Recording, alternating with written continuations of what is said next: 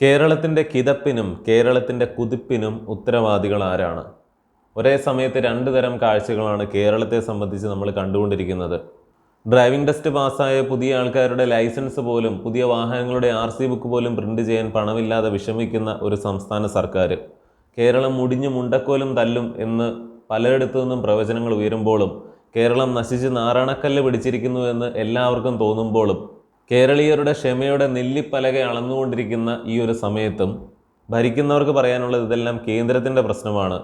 അവർക്കിവിടെ രാഷ്ട്രീയമായിട്ട് യാതൊരു സ്വാധീനവും അല്ലെങ്കിൽ ഭാവിയും ഒന്നും ഇല്ലാത്തത് കൊണ്ട് പരമാവധി അവർ നമ്മളെ ഉപദ്രവിക്കുകയാണ്, തരാനുള്ളത് തരുന്നില്ല എന്നുള്ള എതിർവാദങ്ങളും ഉയർന്നുകൊണ്ടിരിക്കുന്നു. എന്തൊക്കെയാണെങ്കിലും കേരളം നശിക്കുകയാണ് എന്നുള്ള ഒരു പ്രതീതി എല്ലാവരുടെയും ഇടയിലുണ്ട്. എന്നാൽ ഇതേ അവസ്ഥയിൽ തന്നെയാണ് കേരളത്തിൻ്റെ വ്യത്യസ്തമായൊരു മുഖം നമുക്ക് കാണാനായിട്ട് സാധിക്കുക. ഇന്ന് ഇന്ത്യയിലെ ഏറ്റവും മികച്ച എക്സ്പ്രസ് ഹൈവേ പണിതുകൊണ്ടിരിക്കുന്നത് UP-യിലോ ബീഹാറിലോ ഗുജറാത്തിലോ മധ്യപ്രദേശിലോ ഒന്നുമല്ല, അത് കേരളത്തിലാണ്. കേരളം പോലെയുള്ള ഒരു കൊച്ചു സംസ്ഥാനത്തിലൂടെ അതിൻ്റെ ഒരറ്റത്ത് നിന്ന് മറ്റേ അറ്റം വരെ ഒരു അതിവേഗ എക്സ്പ്രസ് ഹൈവേയുടെ നിർമ്മാണം വളരെ പെട്ടെന്ന് പൂർത്തിയായിക്കൊണ്ടിരിക്കുകയാണ്. പല ഭാഗങ്ങളുടെയും പണി പൂർത്തിയായി കഴിഞ്ഞിരിക്കുന്നു. അവിടെയൊക്കെ സഞ്ചരിക്കുകയാണെങ്കിൽ ഇത് കേരളത്തിൽ തന്നെയാണോ എന്ന് നമുക്ക് അത്ഭുതം തോന്നുന്ന അവസ്ഥയിലാണ്. അത്ര ഗംഭീരമായ ഒരു നിർമ്മിതി തന്നെയാണ്. മുംബൈ മുതൽ കന്യാകുമാരി വരെ പോകുന്ന ഈ ദേശീയപാതയുടെ ഭൂരിഭാഗവും കടന്നു പോകുന്നത് കേരളത്തിലൂടെയാണ്. അപ്പോൾ എന്തുകൊണ്ടാണ് നമ്മളിങ്ങനെ രണ്ട് വ്യത്യസ്ത ഭാവങ്ങൾ കേരളത്തിന് കാണുന്നത്? ഒരു ഭാഗത്ത് കേരളം കിതയ്ക്കുകയാണെങ്കിൽ മറുഭാഗത്ത് കേരളത്തിൻ്റെ കുതിപ്പാണ് നമ്മൾ കാണുന്നത്. കേരളീയരിൽ ഭൂരിഭാഗവും ഇന്ന് കരുതുന്നത് കേരളത്തിൻ്റെ എല്ലാ പ്രശ്നങ്ങൾക്കും ഉത്തരവാദികൾ തീർച്ചയായിട്ടും ഭരിക്കുന്നവർ തന്നെയാണെന്നും, എന്നാൽ ഈ അവസ്ഥയിലും കേരളം ഇതുപോലെ വികസിക്കുന്നതിൻ്റെ കാരണം കേന്ദ്ര സർക്കാരാണെന്നും ഉള്ള ഒരു ധാരണയാണ്. ഇത് രണ്ടും ഒരു പക്ഷേ തെറ്റാണെങ്കിലോ? ഈ വീഡിയോ മുഴുവൻ കണ്ടു കഴിയുമ്പോഴേക്കും നിങ്ങൾക്കൊരു കാര്യം വ്യക്തമായിട്ട് മനസ്സിലാകും. നമ്മളെ ഉദ്ധരിക്കുവാൻ വേണ്ടി ഇവിടെ ആരും ഇരിക്കുന്നില്ല. ഓരോരുത്തർ അവരവരുടെ ലാഭത്തിന് വേണ്ടി ഓരോ കാര്യങ്ങൾ ചെയ്യുന്നു. അതെങ്ങനെ നമുക്ക് അനുകൂലമാക്കി എടുക്കാം എന്നുള്ള ഒരു യുക്തിബോധം മാത്രമായിരിക്കണം ജനങ്ങൾക്കുണ്ടാകേണ്ടത്. ഭാരതത്തിൽ വികസനങ്ങൾ നടക്കുന്നുണ്ടെങ്കിൽ അതെങ്ങനെയാണ് എന്ന് കൃത്യമായിട്ട് പറയാനാണ് ഈ വീഡിയോയിലൂടെ ഉദ്ദേശിക്കുന്നത്. പാതി വഴിയിൽ പണി പൂർത്തിയാകാതെ നിൽക്കുന്ന ഒട്ടനവധി പാലങ്ങളും റോഡുകളും ഒക്കെ കേരളത്തിൽ തലങ്ങും വിലങ്ങുമുണ്ട്. പല പാലങ്ങളുമൊക്കെ അപ്രോച്ച് റോഡിന് സ്ഥലം ഏറ്റെടുക്കാൻ സാധിക്കുന്നില്ല, പുതിയതായിട്ട് ഫണ്ട് വരുന്നില്ല, ചിലവ് കൂടി പോകുന്നു എന്നൊക്കെയുള്ള നിസ്സാരമായ കാരണങ്ങളൊക്കെ പറഞ്ഞുകൊണ്ട് വർഷങ്ങളോളം നിൽക്കുകയാണ്. ഞങ്ങളുടെ അടുത്തൊരു പാലം, അതായത് കോട്ടയം ആലപ്പുഴ ബന്ധിപ്പിക്കുന്ന ഒരു പാലം 2016 അതിൻ്റെ പണി തുടങ്ങിയതാണ്. ഇതുവരെയും പണി കഴിഞ്ഞിട്ടില്ല. കേരളത്തിലെ ഒരു റോഡ് അല്ലെങ്കിൽ ഒരു പാലം അതിൻ്റെ നിർമ്മാണം പൂർത്തിയായി കഴിയുമ്പോഴേക്കും ദുബായ് പോലെയുള്ള മഹാനഗരങ്ങളുടെ മുഖച്ഛായ പോലും മാറിക്കൊണ്ടിരിക്കുകയാണ്. അത്ര വേഗത്തിൽ അവർ വളരുമ്പോൾ ഇവിടെ ഒച്ചിഴയുന്ന വേഗത്തിലാണ് ഇന്നും പല കാര്യങ്ങളും പോകുന്നത്.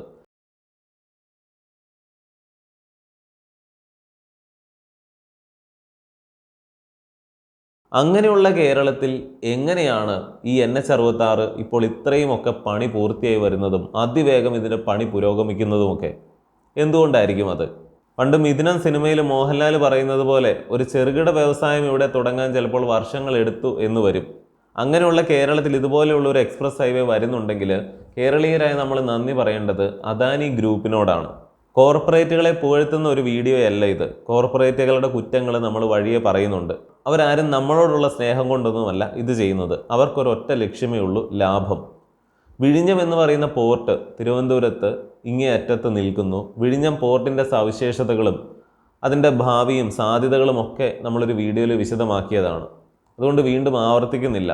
ഈ വിഴിഞ്ഞം പോർട്ടിലേക്കുള്ള കണക്ടിവിറ്റിയാണ് NH-66 പ്രധാന ഉദ്ദേശമെന്ന് പറയാം.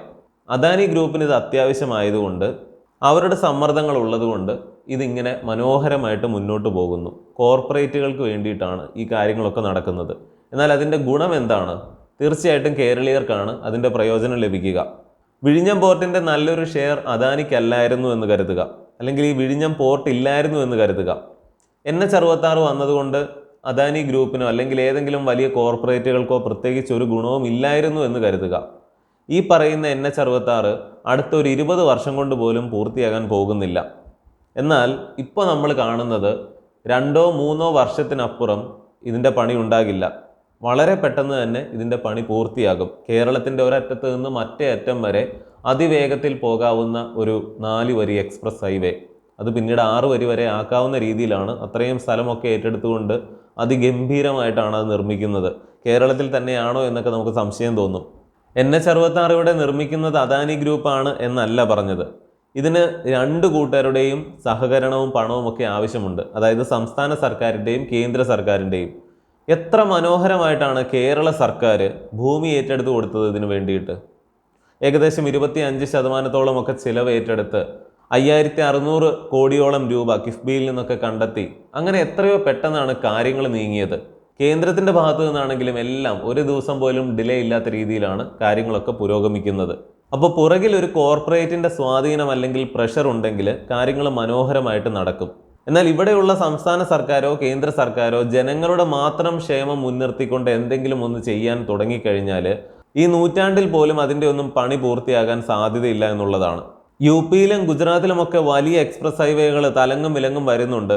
എന്നാൽ അവിടെ ഒരു കാര്യം മനസ്സിലാക്കേണ്ടത്, UP എന്ന് പറയുന്ന സംസ്ഥാനത്ത് 23 കോടിയിലധികം ആളുകളുണ്ട്. വളരെ വലിയൊരു സംസ്ഥാനവുമാണ്.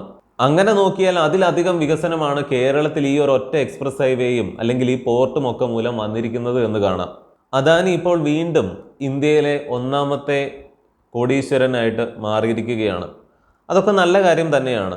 നമ്മൾ പല വീഡിയോകളിലും പറഞ്ഞിട്ടുണ്ട്, കേരളത്തിലെ ആകട്ടെ ഇന്ത്യയിലെ ആകട്ടെ എത്രമാത്രം ശതകോടീശ്വരന്മാർ അല്ലെങ്കിൽ വലിയ പണക്കാർ ബിസിനസ്സുകാർ ഇവിടെ ഉണ്ടാകുന്നോ അത്രയും നമ്മുടെ രാജ്യം പുരോഗമിക്കും, അത്രയും നമ്മുടെ പട്ടിണി കുറയും, അത്രയും ജനങ്ങൾ പുരോഗമിക്കും. അമേരിക്കയിലും ചൈനയിലും ഒക്കെ ഇത് തന്നെയാണ് സംഭവിച്ചത്.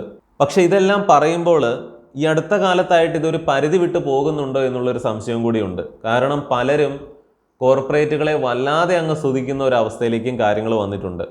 ഇമ്മാനുവേൽ എന്ന് പറയുന്ന ഒരു മലയാളം സിനിമ കണ്ടിട്ടുണ്ടെങ്കിൽ അതിൽ മമ്മൂട്ടിയുടെ കഥാപാത്രം ഒരു ഇൻഷുറൻസ് ഏജൻ്റായിട്ടാണ് പ്രവർത്തിക്കുന്നത്. ഇൻഷുറൻസ് മേഖലയിലെ തട്ടിപ്പുകളെല്ലാം നമുക്ക് ആ സിനിമയിൽ നിന്ന് കാണാം. അതിൽ നമ്മൾ കാണുന്നുണ്ട് കോർപ്പറേറ്റുകൾക്ക് ലാഭം മാത്രമാണ് ആവശ്യം. അവർക്ക് മനുഷ്യത്വമോ അല്ലെങ്കിൽ മനുഷ്യ സ്നേഹമോ ഒന്നുമില്ല. എങ്ങനെയൊക്കെയാണ് അവർ ഇൻഷുറൻസിൻ്റെ ക്ലെയിം നിരസിക്കുന്നത്, എങ്ങനെയാണ് കൂടുതൽ ലാഭം ഉണ്ടാക്കുന്നത് എന്നൊക്കെ വളരെ മനോഹരമായിട്ട് ആ സിനിമയിൽ കാണിക്കുന്നുണ്ട്. ഇത് തന്നെയാണ് ലോകത്ത് എല്ലായിടത്തുമുള്ള കോർപ്പറേറ്റുകളുടെ പൊതുവായ സ്വഭാവം. അവർക്ക് ലാഭമാണ് ആവശ്യം. അതിനുവേണ്ടി അവർ പലതും ചെയ്യുന്നു. അത് നമുക്ക് ഉപകാരമായിട്ട് ചിലത് വരുന്നു എന്ന് മാത്രമേ ഉള്ളൂ. അവർ ചെയ്യുന്ന ഉപദ്രവങ്ങളുമുണ്ട്. വിഴിഞ്ഞത്തിൻ്റെയൊക്കെ നിർമ്മാണം ആരംഭിക്കുന്ന ആദ്യകാലങ്ങളിൽ സംഭവിച്ചത് എന്ത് എന്നൊക്കെ പഠിച്ചു പോയാൽ ഇത് കേരളത്തിൽ സംഭവിച്ചതാണ് എന്ന് പലരും വിശ്വസിച്ചേക്കില്ല. ഇങ്ങനെ ഒരു വശവും ഇതിനുണ്ട്. ലോകത്ത് നല്ല കോർപ്പറേറ്റുകൾ എന്ന് പറയാവുന്ന ഒന്നുമില്ല എന്നുള്ളതാണ്. നമ്മൾ ഇന്ത്യയിലെ ടാറ്റ മറ്റ് കോർപ്പറേറ്റുകളെ പോലെയല്ല, അത് ചങ്കിലാണ് എന്നൊക്കെ പറഞ്ഞുകൊണ്ട് കുറേ പേര് നടക്കുന്നുണ്ട്. നമ്മുടെ കേരളത്തിൽ മൂന്നാറിൽ തന്നെ ടാറ്റയ്ക്ക് എത്രമാത്രം സ്ഥലമുണ്ട്, ഇവരുടെ കയ്യിൽ ഇത് എങ്ങനെയാണ് വന്നത് എന്നൊന്ന് അന്വേഷിച്ച് പോയാൽ മതി. VS അച്യുതാനന്ദൻ്റെയൊക്കെ കാലത്ത് ഏകദേശം 3000 ഏക്കറോളം അനധികൃതമായിട്ടും കൂടി ടാറ്റ കയ്യേറിയിരിക്കുന്നു എന്നൊക്കെ പറഞ്ഞുകൊണ്ട് കേരള സർക്കാർ ഹൈക്കോടതിയിൽ സത്യവാങ്മൂലം സമർപ്പിച്ചതും സ്വന്തം പാർട്ടിയിൽ നിന്നുള്ള എതിർപ്പ് മൂലം ആ ശ്രമം തടസ്സപ്പെട്ടതുമൊക്കെ പലരും ഓർക്കുന്നുണ്ടാകും. അപ്പോൾ ഇതാണ് കോർപ്പറേറ്റുകളുടെ ചരിത്രം.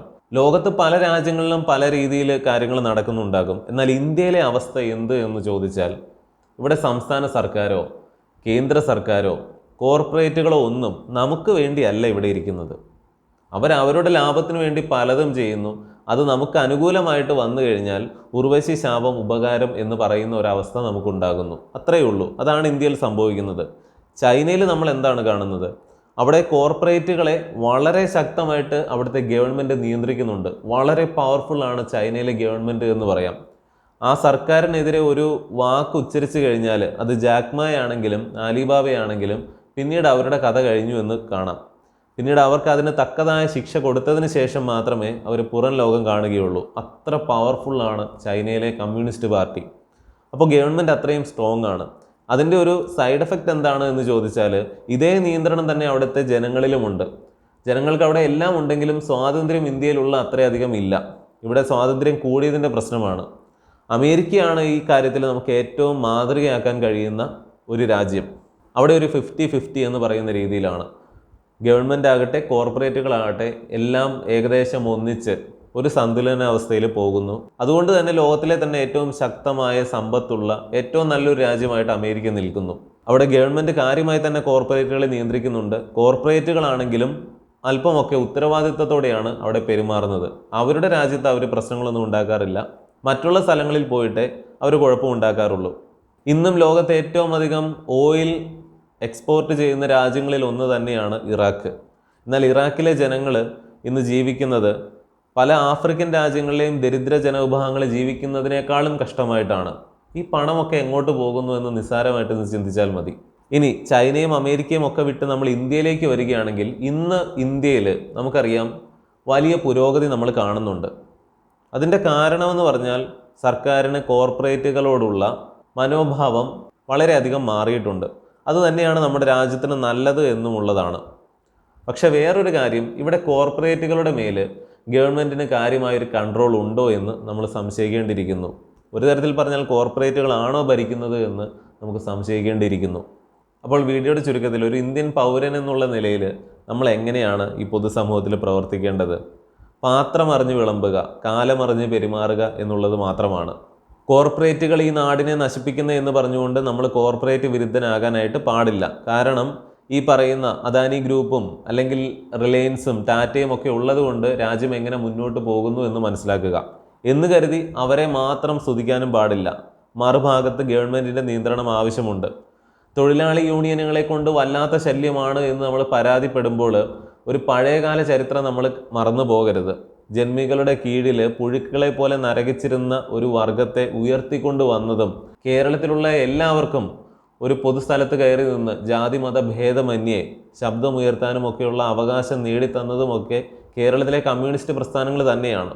എന്നാൽ ഇന്ന് കാലം മാറിയപ്പോൾ അവർ വഴിമാറിപ്പോയോ എന്ന് നമ്മൾ സംശയിക്കുന്നു. തൊഴിലാളി സംഘടനകൾ പ്രശ്നമാണെന്ന് നമ്മൾ ഇന്ന് കരുതിയിട്ട് ഇതെല്ലാം അങ്ങ് നിരോധിച്ചാൽ പിന്നീട് എന്തായിരിക്കും സംഭവിക്കുക? പിന്നീടായിരിക്കാം നമ്മൾ കോർപ്പറേറ്റുകളുടെ തനി നിറം കാണുക. അതായത് എല്ലാത്തിനും അതിൻ്റെ ഗുണവും ദോഷവുമുണ്ട്.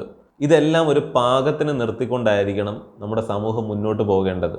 ഒരു തമാശയ്ക്ക് പറഞ്ഞു കഴിഞ്ഞാൽ പലരും പറയാറുണ്ട്, പഞ്ചാബി ഹൗസിലെ രമണനെ പോലെ ആകണം നമ്മളെന്ന്. ആരാണ് രമണൻ എന്ന് ചോദിക്കുമ്പോൾ ഇതിപ്പോൾ ജസ്റ്റ് സെർച്ച് ചെയ്തപ്പോൾ വന്ന ഒരെണ്ണം കാണിക്കുന്നു എന്നേ ഉള്ളൂ. ഇതൊരു കോമഡി ആയിട്ട് എടുത്താൽ മതി. എന്നാൽ ഇതിലെ രണ്ട് കാര്യങ്ങളൊന്ന് ചിന്തിച്ച് നോക്കുക. മുതലാളിക്ക് വേണ്ടി ഗോതയിലിറങ്ങി, അതുപോലെ തന്നെ മുതലാളിയെ ചെറ്റ എന്ന് അഭിസംബോധന ചെയ്യുകയും ചെയ്തു. എന്തൊക്കെയാണെങ്കിലും വീഡിയോയെക്കുറിച്ചുള്ള നിങ്ങളുടെ എല്ലാ അഭിപ്രായങ്ങളും അറിയിക്കുക. മറ്റൊരു വീഡിയോയിൽ വീണ്ടും വരാം. നന്ദി, നമസ്കാരം.